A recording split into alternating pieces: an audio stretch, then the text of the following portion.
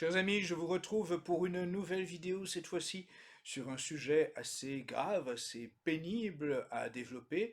Il s'agira de traiter de l'éducation sexuelle de nos enfants qui se réalise même jusque dans les crèches, hélas, oui. Avant cela, je vous parlerai de quelques règles. Je vous rappelle que si vous voulez aider au bon référencement de cette vidéo, si vous appréciez le contenu de cette vidéo, si vous voulez que cette vidéo circule au mieux pour éveiller un maximum de conscience, il est nécessaire d'appuyer sur le pouce levé qui se trouve sous cette vidéo, de laisser également des commentaires sous cette vidéo. Tout cela aide au bon référencement de cette vidéo. Partagez cette vidéo bien sûr sur vos réseaux sociaux, sur vos blogs. Faites connaître notre travail auprès de votre entourage. C'est un sujet qui mérite d'être rendu public auprès d'un maximum de parents, de grands-parents ou de futurs parents. Enfin, soutenez également Civitas International, c'est au nom de ce mouvement que je parle, et donc, s'il vous plaît, soutenez notre travail par une adhésion à notre mouvement Civitas International ou par un don à notre mouvement pour pouvoir continuer à réaliser tous nos travaux, nos publications. Également, s'il vous plaît, soutenez Mediapresse Info, le média partenaire grâce auquel chaque semaine nous réalisons de telles vidéos. Donc cette semaine, je vous le dis en avant-première, je voudrais vous faire découvrir un important documentaire réalisé par un mouvement allemand de défense de la famille. Ce mouvement allemand s'appelle Demo für Alle.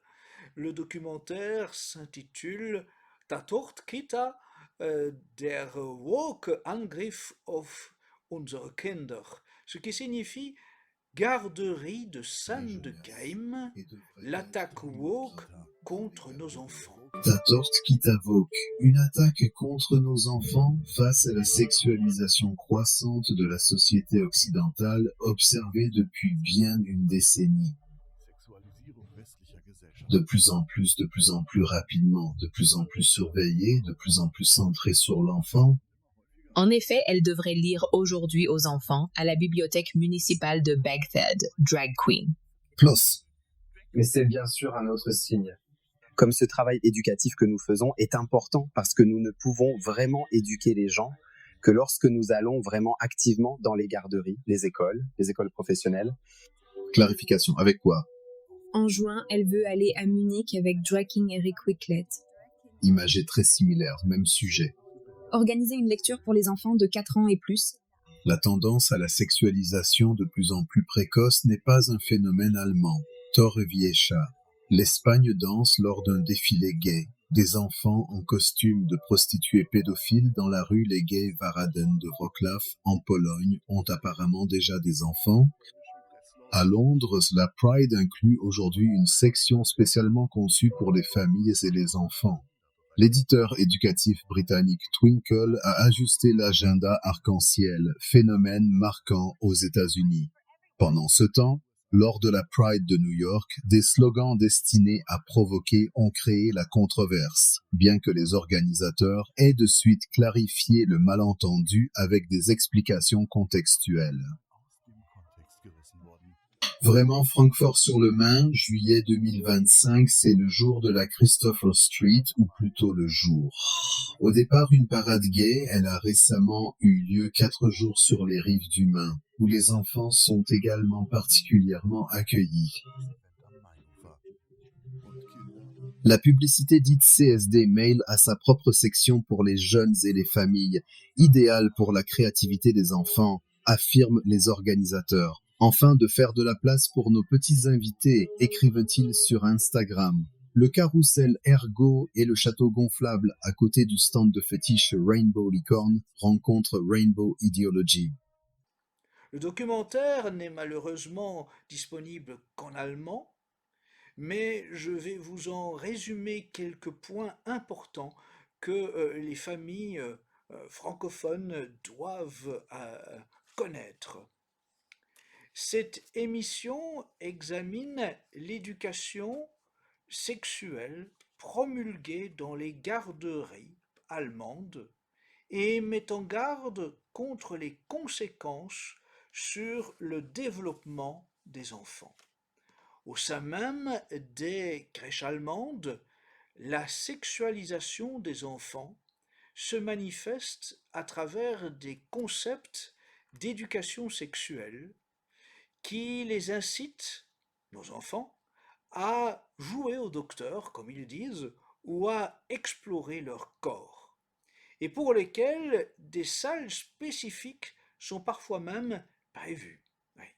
Les enfants sont rassemblés dans des lieux où ils vont explorer leur corps et jouer à des jeux sexuels.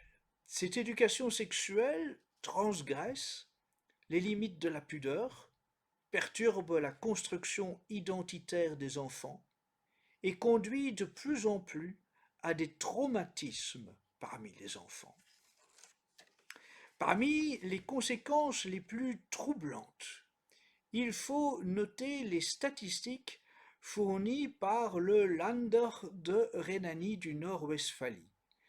Des statistiques qui font état d'une augmentation significative des agressions sexuelles signalées dans les crèches.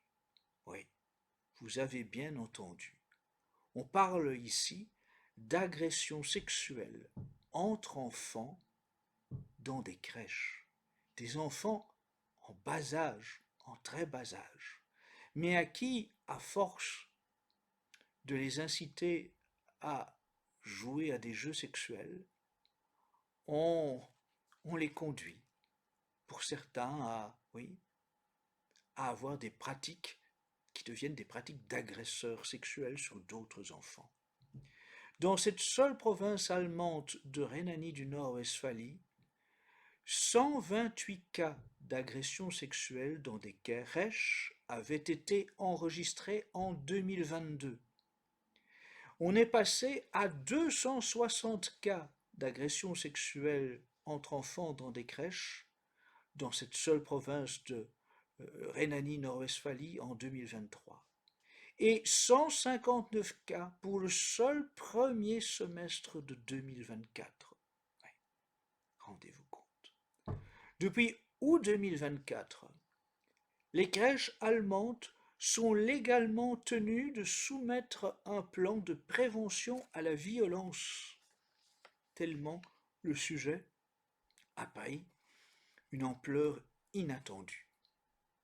Nombre de ces crèches intègrent des concepts d'éducation sexuelle fondés sur une approche dite inclusive, elle-même inspirée des travaux d'un soi-disant pédagogue du nom d'Helmut Kundler, décédé en 2008, qui fut tout à la fois psychologue, sexologue et professeur de pédagogie sociale. Or, cet Helmut Kundler, partisan d'une éducation sexuelle qualifiée d'émancipatrice, a mené de soi-disant expériences en plaçant, écoutez-moi bien, des garçons âgés de 13 à 15 ans, confiés aux services sociaux, chez des pédophiles qui avaient déjà été condamnés pour des agressions sexuelles. Ces expériences ont été menées en sachant pertinemment que ces adultes auraient des relations sexuelles avec les mineurs qu'on leur confiait pour ces prétendues expériences. Ces pratiques ont perduré pendant des décennies. Elles rappellent bien évidemment ce qui s'est déroulé aux États-Unis avec la fondation Kinsey, avec l'Institut Kinsey, financé par la fondation Rockefeller. L'éducation sexuelle axée sur la diversité est un concept aujourd'hui développé par Uwe Zielert, ancien étudiant de Kentler. Ce concept est aujourd'hui utilisé notamment par le Centre fédéral allemand pour l'éducation sanitaire. Ouais. Vous voyez, les anciens pédophiles ont des relais jusque dans les les théoriciens qui servent de référence scientifique à ces cours d'éducation sexuelle. De façon générale, le documentaire observe que les recommandations de l'OMS, l'Organisation mondiale de la santé, en matière d'éducation sexuelle, reprises par l'Union européenne dans ses, soi-disant, standards européens d'éducation à la sexualité, poussent à apprendre aux enfants, dès le plus jeune âge, des jeux sexuels entre eux, en se basant notamment sur des pseudo-experts scientifiques dont certains, comme cité précédemment, sont des promoteurs de la pédophilie. Il est absolument indispensable de prendre conscience des tenants et aboutissants de cette prétendue éducation sexuelle des enfants, qui est une sexualisation des enfants par des cerveaux pervers. Rejoignez-nous dans ce combat pour la protection des enfants. Les faits dénoncés en Allemagne par ce documentaire se déroulent aussi sous une forme ou une autre chez nous, chez vous. Mon conseil prioritaire est de retirer les enfants des écoles publiques, de les inscrire dans des écoles hors contrat ou, selon le pays dans lequel vous vous trouvez, d'organiser l'école à la maison, parfois avec plusieurs familles. Oui, mes chers amis, il ne faut pas céder et il ne faut pas prendre des demi-mesures. Il faut nous organiser pour protéger les enfants contre les pervers sexuels qui sont aujourd'hui soutenus par les plus hautes institutions internationales. Je vous retrouve la semaine prochaine pour une autre vidéo. À très bientôt et aidez-nous à mener ensemble le bon combat.